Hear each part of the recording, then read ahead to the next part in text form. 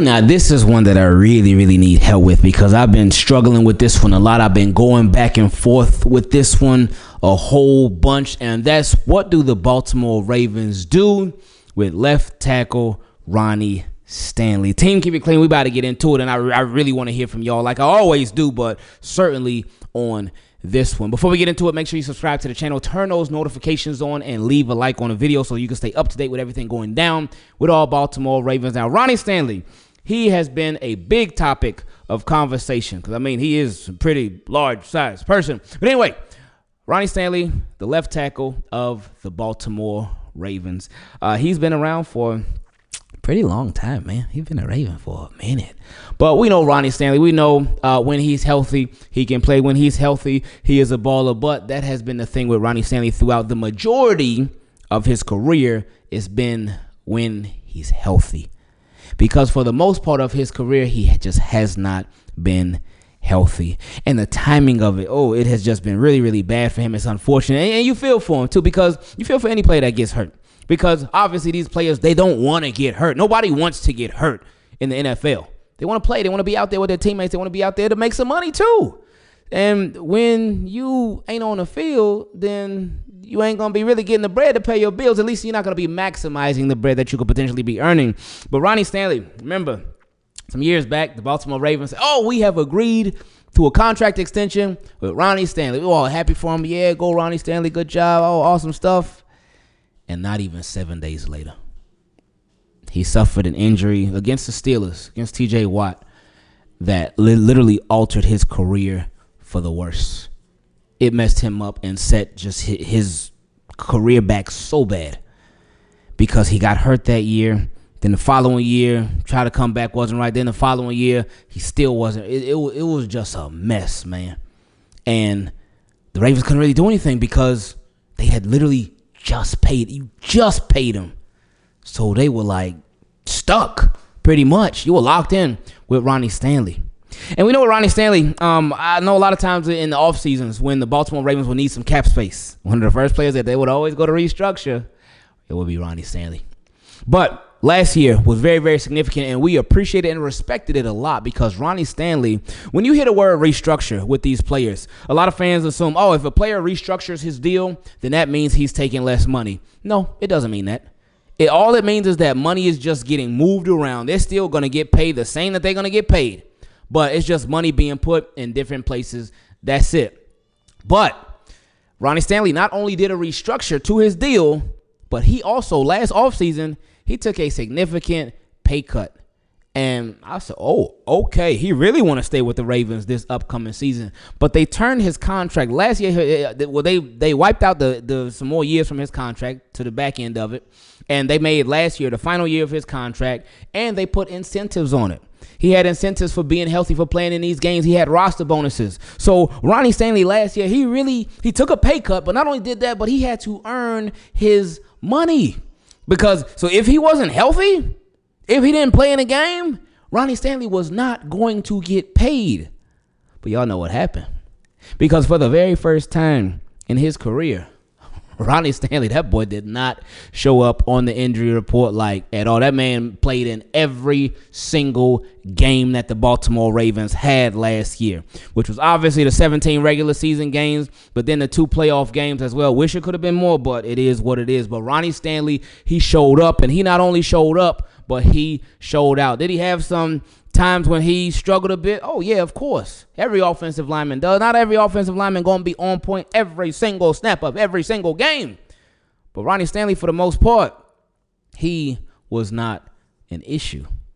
And Ronnie Stanley, he showed like, hey, I still got it. But now with the Baltimore Ravens, will they still have him after this season? That is the question. What should the Baltimore Ravens do? I remember a couple months ago, somebody brought up a really good point. And they talked about how at Ronnie Stanley, they said, wow, Ronnie Stanley had a good season this year. They said that they would not give him the money. I was wondering, like, why? Well, why not? And they said because it's his first healthy season in forever. You want to just dish out all that bread to Ronnie Stanley in his first healthy season ever? What has he shown you in the past? And I get that. We also know the NFL is a what have you done for me lately type of league.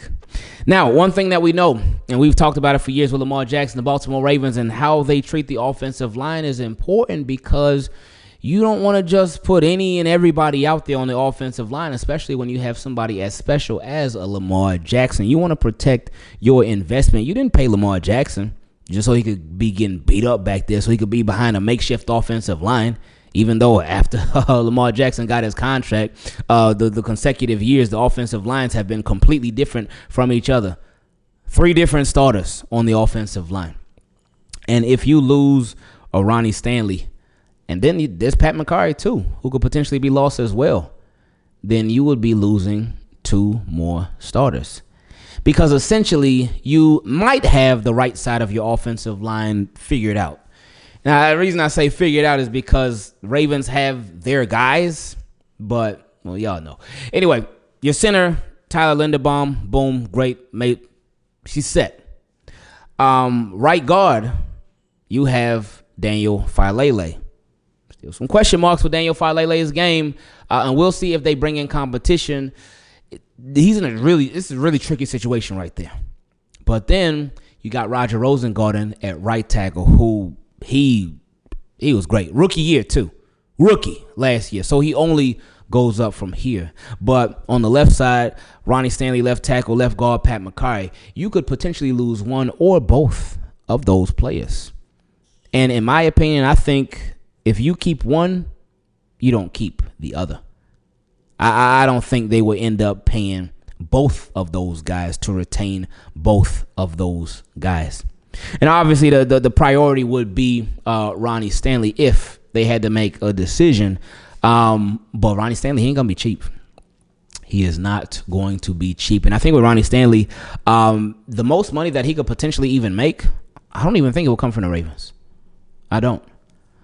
Not saying that the Ravens couldn't pay him, because they could if they decided to, but I don't even think the most bread that he could possibly get into his bank account would even come out of M&T Bank. Because while they're going to want Ronnie Stanley back, Ronnie Stanley may look and be like, hey, I love it here. I love Baltimore. I love the Ravens. I love this team, the organization, all that stuff. But I'm trying to get paid. And this, right now, Ronnie Stanley has set himself up for one last significant payday. Now, is it going to be top of the market for left tackles? Initially, I want to say no, and I'm leaning no, but you can't rule nothing out. You can't. Because Ronnie Stanley could sign like a 2-year deal somewhere, maybe a 3-year deal. It ain't going to be nothing crazy long term. I don't think. This is just me. I think he'll, like a 2-3 year deal. Probably maybe like a 3. But it ain't going to be no super long term deal. But, I mean, that's good enough, especially you get that guaranteed money right. But what should the Ravens do? Because if you lose Ronnie Stanley, then 3 years in a row, that offensive line is going to be completely shuffled again. And not to say that they can't get through it, because they did this year, even though there were a lot of times where we were like, oof, yikes. But there were a lot of times where we were like, oh, yeah. Because an offensive line, are they really that bad if your running back, even though a lot of games he wasn't even featured like that, he still ran for over 1,900 yards? Is the offensive line that bad? I know people go, hey, well, all he did was run to the left side. That's why he got all his big runs at. He did for a lot of them. But still, you know what I'm saying. But that's a very, very tricky situation to be in. Because, again, now, if Ronnie Stanley leaves, another question that comes up, what do you do with Roger Rosengarten? Because initially my thoughts would be like, oh, yeah, you kick Roger Rosengarten to the left tackle. He played left tackle before. He already knows what it's like to go over there. You just kick him out over there.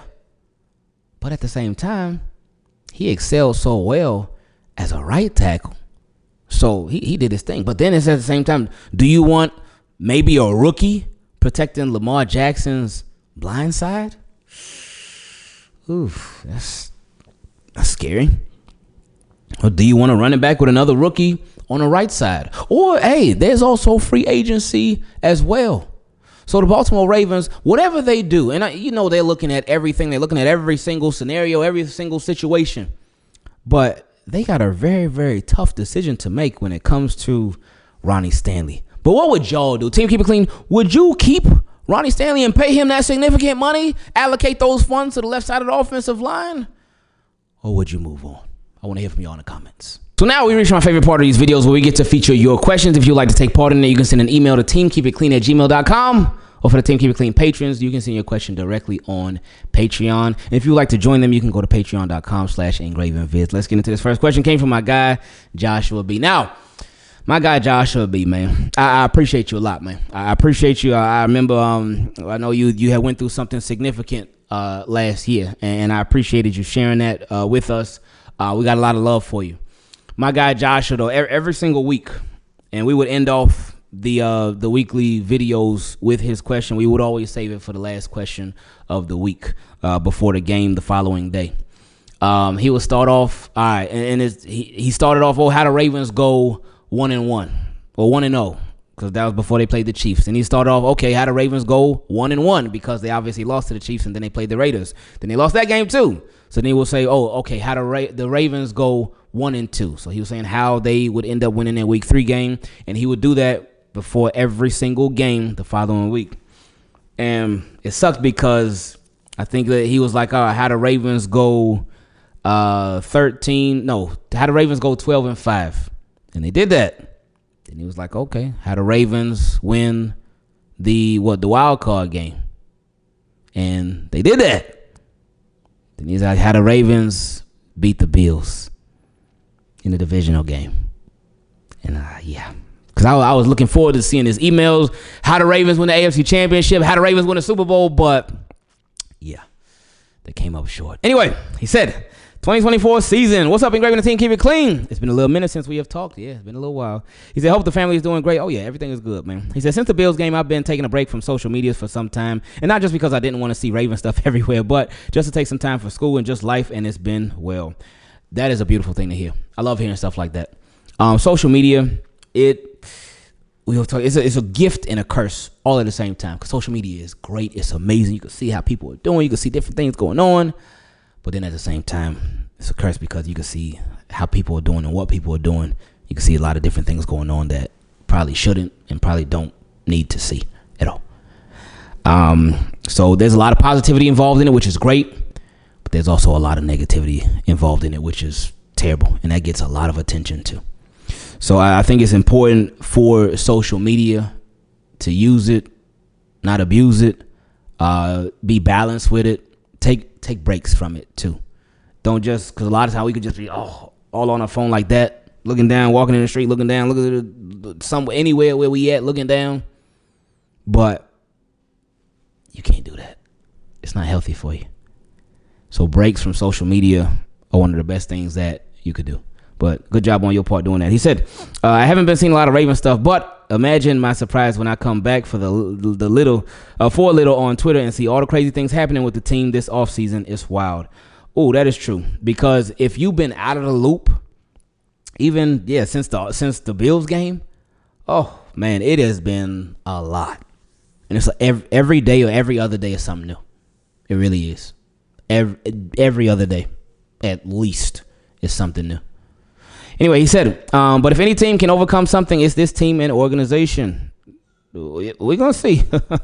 We're going to see. He said, I know it's been over a month, but I want to talk about the game real quick. The story of all the losses in 2024 this year was Ravens shooting themselves in the foot, and boy, did they stick with that. From Lamar's weird first half to Andrew's bad second half to the defense not really stopping the run. I have no idea what Lamar was throwing when he threw that interception. I don't know if it was the wind that helped a bad pass look worse or what, but it was not close to bait.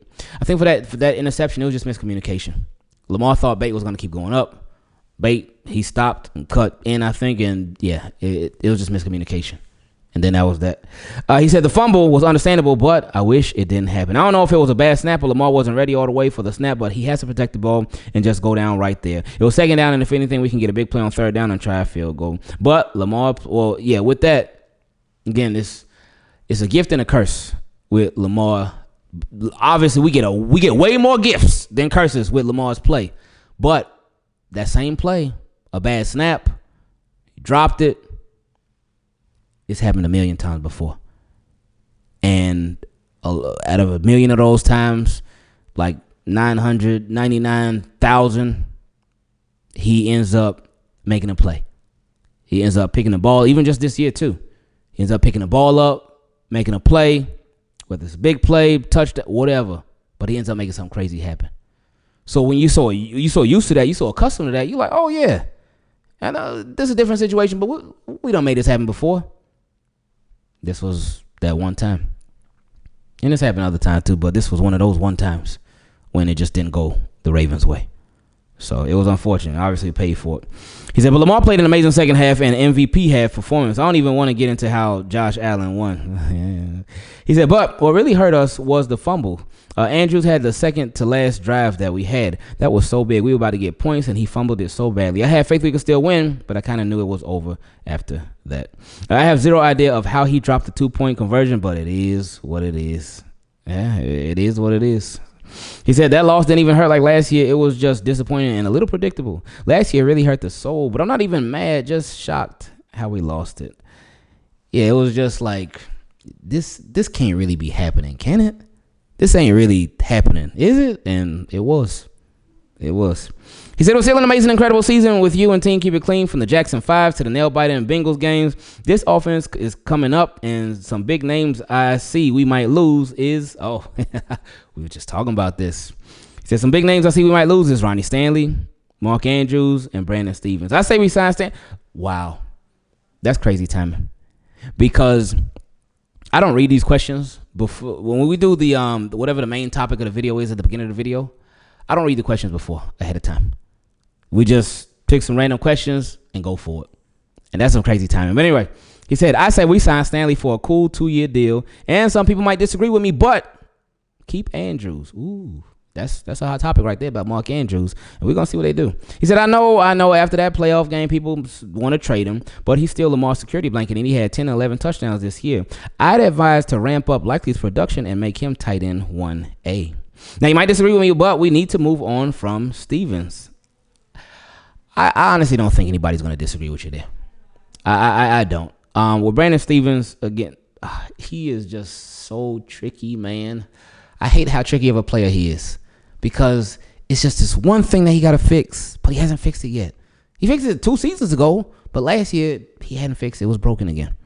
So anyway, he said his 4 years, he had one good year, and that year everyone was balling on defense. He was the weak link in the secondary, and if we are being real, he had been for 3 out of 4 years with us. I hope he gets paid somewhere else and plays great. Yeah, we hope the best for Brandon Stevens. The only scenario I can see him coming back is if he tests the market and he ain't really feeling it, and then the Ravens like, you know what, we'll bring you back for cheap. But my hope would be that, I couldn't even trust the Ravens with this though. My hope would be that they will still look elsewhere for a starter, but if they did that they will put way less pressure on themselves to find a starting cornerback elsewhere.